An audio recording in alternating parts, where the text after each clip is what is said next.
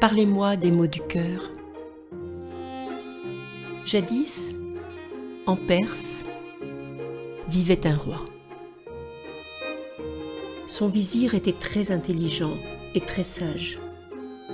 Ce dernier n'avait qu'une fille, prénommée Shadi, à laquelle il donnait toute son affection et tout son amour. Un jour, le roi demanda au vizir d'aller à l'étranger, de parcourir les pays et de décrire toutes les belles choses qu'il verrait sur son chemin. Le vizir resta sur place un instant, la tête penchée, sans rien dire. Il réfléchissait. « S'il s'agit de votre fille, dit le roi, vous pouvez nous la confier à la reine et moi. Nos enfants ont grandi ensemble. Elles sont comme des sœurs. » Mon bon roi, si vous me le permettez, je préfère l'emmener avec moi. Une semaine plus tard, le vizir, accompagné de gardes, de domestiques, de secrétaires, d'un cuisinier et bien sûr de sa fille, se mit en route vers les villes lointaines. Parfois, il se tournait vers la jeune fille et lui demandait « Ce n'est pas trop dur? Tu n'es pas trop fatiguée ?» « Non, père, je suis heureuse en votre compagnie. » disait-elle en souriant. Le soir venu, le vizir prenait personnellement en main l'éducation de sa fille, lui récitant des poésies, lui montrant les étoiles et lui enseignant les mathématiques. L'art et la science sont de merveilleuses lanternes qui protègent les peuples de l'obscurantisme. Ils élèvent littéralement au sommet ceux qui savent les manier. Prononçait le vizir à l'attention de sa fille. Quelque temps plus tard, arrivé dans une ville aussi développée que prospère, le vizir vit son enfant attiré par la magie du lieu. Il pensa que le voyage était long et il décida de la laisser sur place avec quelques domestiques, le temps pour lui de parcourir d'autres royaumes et des terres inconnues avant de revenir la chercher et de prendre le chemin du retour. Il consulta sa fille et lui soumit sa décision. « C'est très bien. » dit Shadi, les yeux pétillants.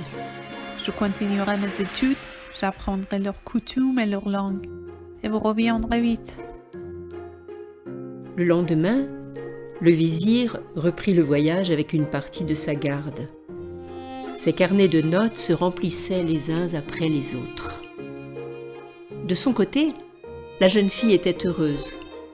Cela faisait bientôt 3 ans qu'ils avaient quitté la Perse et plus de 6 mois que le vizir continuait son voyage en solitaire, parcourant la terre. Shadi se promenait dans son jardin, sortait au parc, se faisait coudre de nouvelles robes et discutait avec des jeunes gens. Malgré tout, peu à peu, la jeune fille devenait triste. Elle était moins gaie et moins bavarde. Bientôt, elle ne sortit plus du lit le matin venu, elle ne coiffa plus ses beaux cheveux et ne s'habilla plus pour la journée. Catastrophée, la personne qui avait promis au vizir de veiller sur sa fille fit appeler les savants, les médecins et les spécialistes. Le lendemain, ils étaient tous au chevet de la jeune fille. « C'est sûr, elle est malade. » pronostiqua un médecin en plissant les yeux, en tortillant sa moustache autour de son doigt. « Les signes ne trompent pas. Pâleur et maigreur. Elle se meurt. » fit remarquer le deuxième, en levant un doigt apocalyptique. « Donnez-lui à manger, de gré ou de force !» ordonna un autre, en tournant les pages de son carnet. « Physique ou mental ?» dit un homme qui remonta ses lunettes sur son nez. « Il faut voir si l'asile veut bien l'accueillir. » demanda le savant de la psyché en se grattant le menton. Durant des journées entières, les spécialistes se consultèrent, déblatérèrent, parlèrent, crièrent, hurlèrent sur la façon dont il faudrait la guérir, si toutefois cela était encore possible. La fille du vizir avait gémi de douleur toute la nuit, et quelques spécialistes étaient partis, vaincus par la déception et l'ignorance du mal qui la rongeait. À demi consciente, la jeune fille, à travers ses lèvres frissonnantes, semblait murmurer quelque chose. L'employé du vizir approcha l'oreille et se pencha sur elle. Entre les lentes respirations de Shadi, il entendit « Que vous soyez un savant, un domestique ou le chien caché derrière la porte, allongé sur le paillasson, la tête enfouie entre les pattes. Savez-vous où manque le miracle ?» Tour à tour, chacun récitait les phrases qui se suivaient. À la porte du royaume, des âmes attristées, les gens attendent. À l'intérieur, des jeunes filles, des garçons, des êtres chers, peuplent ce sombre et vaste royaume sans frontières. Un mal inconnu ravage leur cœur. Tous attendent un miracle, un présent, un mot qui apaise, une phrase qui soulage. Si tout est dit, cherchez des mots, des phrases qui ne veulent rien dire. Fouillez dans vos mémoires. Un mot pour enflammer et faire à nouveau battre un cœur. Une phrase pour remettre, pour redonner espoir. Les yeux ébahis, la jeune fille se redressa dans son lit. Serait-il possible qu'un messager traversant la nuit, bravant la mort, apporte le miracle? Chaque seconde compte. Ce présent sera destiné au cœur perdu des jeunes filles et des garçons. Mais que le messager se dépêche. Il sera attendu avant le coucher du soleil. Les jours de la mort, les filles et les garçons s'impatientent. Et la jeune fille se tut en s'écroulant dans son lit. Sans l'ombre d'un doute, elle délire. C'est la fin. Soupira un spécialiste. Le lendemain, le temps était particulièrement froid et il faisait sombre. La tempête de la veille n'avait pas encore calmé sa rage. Sur son passage, soufflant de plein fouet, le vent pliait les rares passants qui pressaient leurs pas dans les rues hostiles et désertes. Les feuilles mortes et jaunâtres de l'automne atterrissaient sur le sol. Moqueuses, on aurait dit qu'elles jouaient le rôle de dragées d'une sombre noce, virevoltant dans l'air et heurtant les gouttes de pluie avant de redescendre, fêtant l'arrivée de l'hiver. Dans la grande demeure, allongée sur son lit, la jeune fille luttait contre la mort. Peu avant midi, on entendit une violente sonnerie à la porte qui brisa le silence.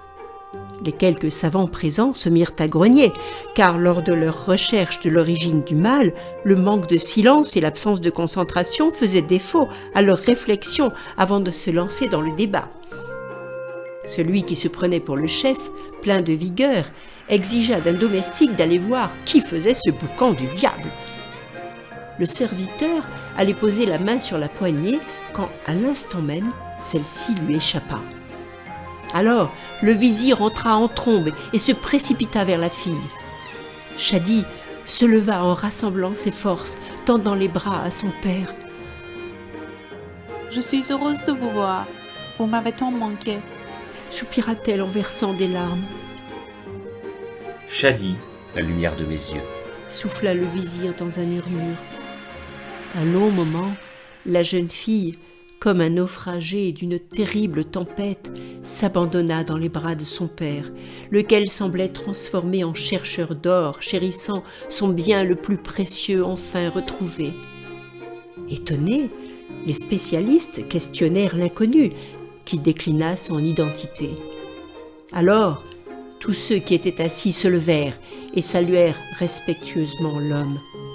« J'ai faim, » dit le vizir. « Moi aussi, » gémit-elle.